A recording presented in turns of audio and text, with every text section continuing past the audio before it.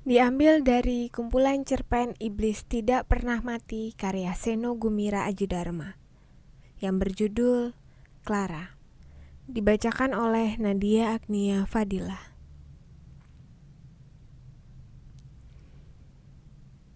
Barangkali aku seorang anjing. Barangkali aku seorang babi. Tapi aku memakai seragam. Kau tidak akan pernah tahu siapa diriku sebenarnya. Di hadapanku duduk wanita itu. Rambutnya dicat merah. Coklat sebetulnya. Tapi orang-orang menyebutnya merah. Padahal merah punya arti lain bagiku. Sudah bertahun-tahun aku dicekoki pikiran bahwa orang-orang merah adalah orang-orang yang berbahaya. Jadi aku tidak perlu percaya kepada wanita ini yang rambutnya sengaja dicat merah. Barangkali isi kepalanya juga merah. Barangkali hatinya juga merah. Siapa tahu. Aku tidak perlu percaya kepada kata-kata wanita ini. Meski ceritanya sendiri dengan jujur kuakui lumayan mengharukan. Dia bercerita dengan bahasa yang tidak mungkin dimengerti. Bukan karena bahasa Indonesianya kurang bagus. Karena bahasa itu sangat dikuasainya. Tapi karena apa yang dialami dan dirasakannya seolah-olah tidak terkalimatkan. Wajahnya yang cantik syarat dengan luka batin yang tak terbayangkan. Aku hampir-hampir terharu, bahkan sebelum dia bercerita. Tidak pernah bisa kubayangkan bahwa manusia bisa mengalami beban penderitaan seberat itu, justru karena dia lahir sebagai manusia. Ceritanya terpatah-patah. Kalimatnya tidak nyambung. Kata-kata bertebaran tak terangkai sehingga aku harus menyambung-nyambungnya sendiri. Beban penderitaan macam apakah yang bisa dialami manusia sehingga membuatnya tak mampu berkata-kata? Maka cerita yang akan kau dengar ini bukanlah kalimatnya, melainkan kalimatku. Sudah bertahun-tahun aku bertugas sebagai pembuat laporan dan hampir semua laporan itu tidak pernah sama dengan kenyataan. Aku sudah menjadi sangat ahli menyulap kenyataan yang pahit menjadi menyenangkan. Dan sebaliknya, perbuatan yang sebetulnya patriotik menjadi subversif. Pokoknya selalu disesuaikan dengan kebutuhan. Maka kalau cuma menyambung kalimat yang terputus-putus karena penderitaan, bagiku sungguh pekerjaan yang ringan.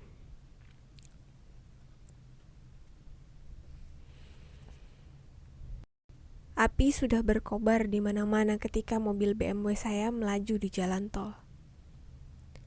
Saya menerima telepon dari rumah. "Jangan pulang," kata mama. Dia bilang kompleks perumahan sedang dikepung. Rumah-rumah tetangga sudah dijarah dan dibakar. Papa, Mama, Monica, dan Sinta, adik-adikku, terjebak di dalam rumah dan tidak bisa kemana-mana. "Jangan pulang. Selamatkan diri kamu. Pergilah langsung ke Cengkareng, terbang ke Singapura atau Hong Kong. Pokoknya ada tiket. Kamu selalu bawa paspor kan? Tinggalkan mobilnya di tempat parkir. Kalau terpaksa ke Sydney juga tidak apa-apa. Pokoknya selamat. Di sana kan ada om dan tante," kata mama lagi. Saya memang sering keluar negeri belakangan ini. Pontang-panting mengurusi perusahaan papa yang nyaris bangkrut. Karena utangnya dalam dolar tiba-tiba jadi bengkak. Saya ngotot untuk tidak mem-PHK para buruh.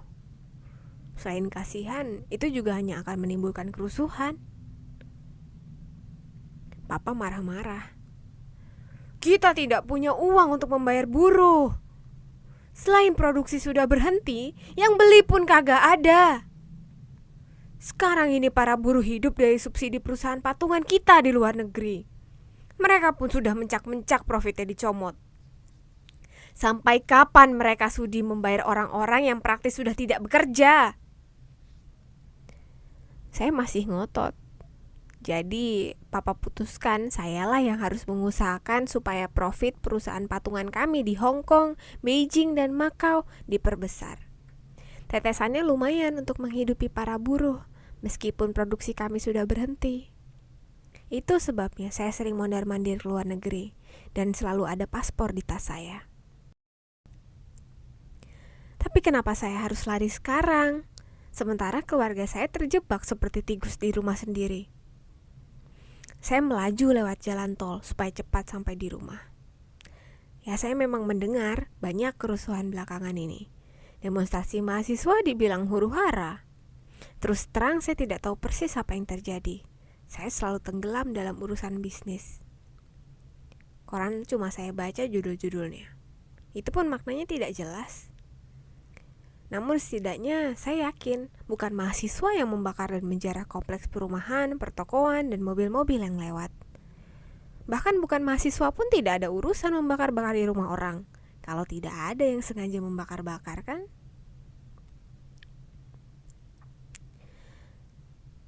Saya tancap gas. BMW melaju seperti terbang. Di kiri kanan jalan terlihat api menerangi malam. Jalan tol itu sepi. BMW terbang sampai 120 km per jam. Hanya dalam 10 menit saya akan segera tiba di rumah. Tapi di ujung itu saya lihat segerombolan orang. Duh, sukar sekali menghentikan mobil. Apakah saya harus menabraknya? Pejalan kaki tidak dibenarkan berdiri di tengah jalan tol. Tapi saya tidak ingin menabraknya. Saya menginjak rem, tidak langsung, karena mobil saya akan berguling-guling. Sedikit-sedikit saya mengerem, dan toh roda yang menggesek aspal semen itu tetap mengeluarkan bunyi ciit, yang sering dianggap sebagai penanda betapa para pemilik mobil sangat jumawa. Setelah saya berhenti, saya lihat ada sekitar 25 orang. Semuanya laki-laki. "Buka jendela," kata seseorang. Saya buka jendela. "Cina! Cina!" Mereka berteriak seperti menemukan intan berlian. Belum sempat berpikir, kaca depan BMW itu sudah hancur karena gebukan.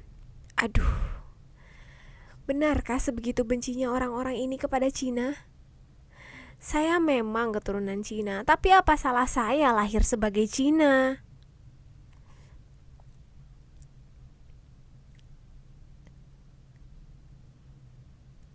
Saya orang Indonesia, kata saya dengan gemetar. Brak! Kap mobil digebuk. Seseorang menarik saya dengan kasar lewat jendela. Saya dilempar seperti karung dan terhempas di jalan tol. Sialan, mata lo sipit begitu ngaku-ngaku orang Indonesia. Pipi saya menempel di permukaan bergurat jalan tol. Saya melihat kaki-kaki lusuh dan berdaki yang mengenakan sandal jepit. Sebagian tidak beralas kaki. Hanya satu yang memakai sepatu. Kaki-kaki mereka berdaki dan penuh dengan lumpur yang sudah mengering.